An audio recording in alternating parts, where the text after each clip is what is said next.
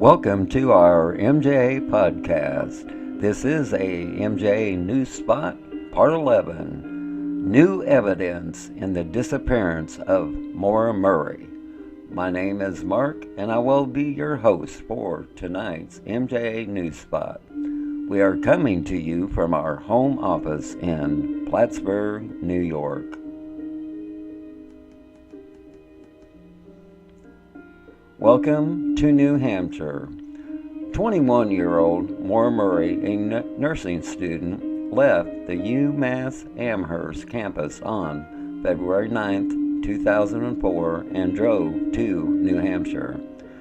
Miss Murray crashed her car on Road 112 East outside of Woodsville, New Hampshire, and vanished. Miss Murray's car was found at the crash site. On that night in February, after the crash, a bus driver stopped and offered to help, but Miss Murray declined. But the bus driver called the police anyway. Also, a couple nearby called police to report the accident. Miss Murray left her car and started walking east on 112. In a 7 to 9 minute window, when police arrived, Miss Murray was nowhere to be found. The police report stated the car's windshield was cracked, both airbags were deployed, and the car was locked. Maura Murray's family and some investigators believe the student just wanted to get away for a few days before she went missing. There is evidence that states she planned on returning back to school. Tim and Lance's podcast on Miss Murray and the Oxygen Channel special on Miss Murray has led nowhere. The police investigation has went nowhere. In 2004, Mr. Murray and investigator John Smith had some concerns about a certain house. The owner of the house at the time would never answer the door for Mr. Murray or for investigator John Smith. In November 2005, when MJA got involved in the Murray case, we had some concerns about the same house because of the unique circumstances. Since November 2005 to November 2015, MJA placed 61 business cards on the door of the same house. We got no reply. These concerns were voiced to law enforcement. Let's take a small pause for the cause, and when we return, the new evidence in the disappearance of Maura Murray.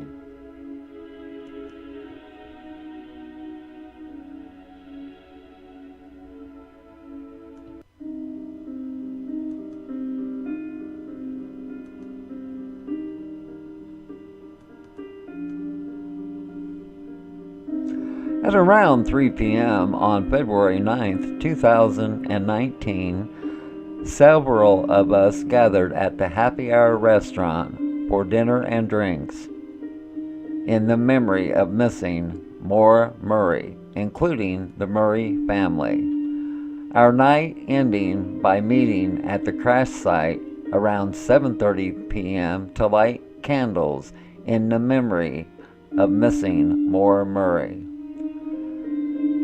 There is 25 of us who would like to give a special shout out to the owner of the Happy Hour restaurant in Wells River, Vermont. You put out excellent food and drinks. Our server was a very wonderful lady. She single-handedly took care of us all 25. She was outstanding. Please visit the Happy Hour restaurant in Wells River, Vermont. Thank you so much. Now back to our MJA podcast.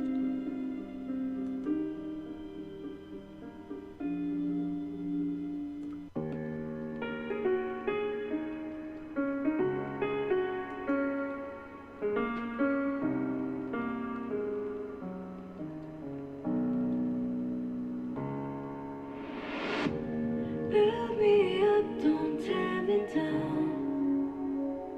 Because your love is everything I need right now.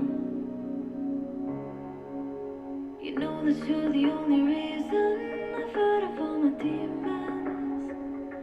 I try to stop the bleeding, but the tears are much thinner than blood.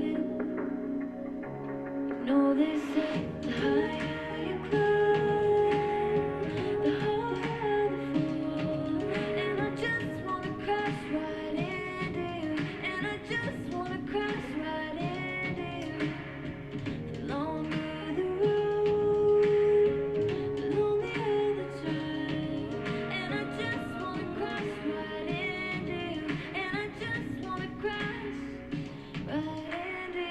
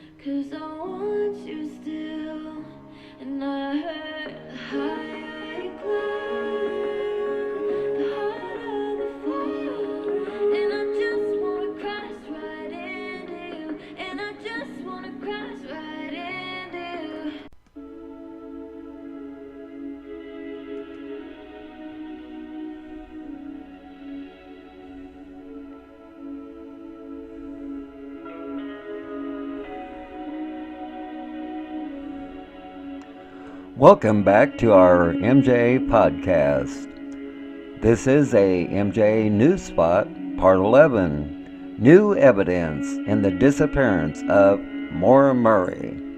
Mr. Fred Murray, the father of missing Maura Murray, believes newly gathered information will lead to her remains 15 years later. Mr. Murray and supporters, the team, organized a search of a basement near the crash site last fall after getting the homeowner's permission. Boots on the ground, a search group led by Nancy Corey, had a volunteer who secured the cadaver dogs. The cadaver dogs were certified and used by different agencies in the New England area. Also secured was a radar scanner ran by the top man in his field.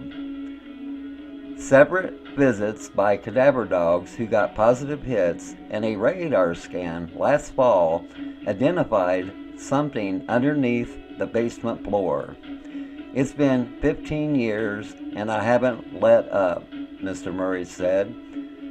The point is, 2 dog hits and a radar hit.